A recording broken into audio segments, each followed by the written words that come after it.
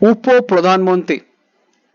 ভারতীয় সংবিধানে উপপ্রধানমন্ত্রী পদের কোনো উল্লেখ নেই, কিন্তু স্বাধীন ভারতবর্ষে প্রথম মন্ত্রিসভা গঠনের সময় থেকে আজ পর্যন্ত বহুবার বিভিন্ন প্রধানমন্ত্রীর শাসনকালে কেন্দ্রীয় ক্যাবিনেটের এক বা একাধিক সদস্যকে উপপ্রধানমন্ত্রীর পদ অলঙ্কৃত করতে দেখা গেছে। অ্যাডমিনিস্ট্রেটিভ রিফর্মস কমিশন এর প্রতিবেদনে উপপ্রধানমন্ত্রী পদটির অস্তিত্বের যৌক্তিকতাকে সমর্থন করা হয়েছে।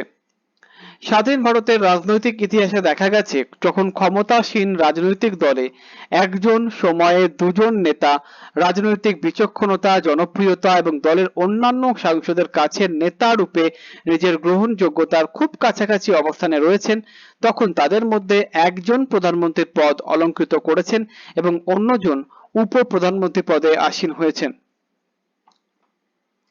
যেহেতু উপপ্রধানমন্ত্রী কেন্দ্রীয় মন্ত্রিসভার একজন সদস্য, তাই লোকসভা অথবা রাজ্যসভার সাংসদ ভাষান্তরে কেন্দ্রীয় মন্ত্রী হওয়ার জন্য যে যে যোগ্যতা প্রয়োজন সেগুলি উপপ্রধানমন্ত্রী পদের জন্যও প্রযোজ্য।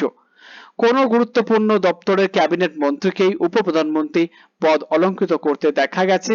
স্বাধীনোত্তর ভারতের কেন্দ্রীয় রাজনীতির পটভূমিতে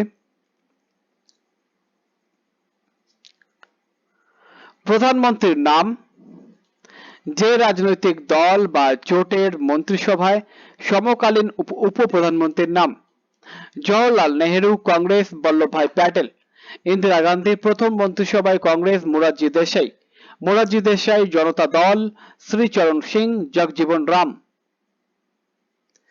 চরণ সিং তদারকি মন্ত্রিসভায় জনতা দল, ওয়াই নি চাহন। ভিপি সিং জনতা দল, দেবীলাল চন্দ্রশেখর জনতা দল খণ্ডিত, দেবীলাল অটল বিহারী বাজপেয়ী এনডিএ, লাল কৃষ্ণ আদবানি।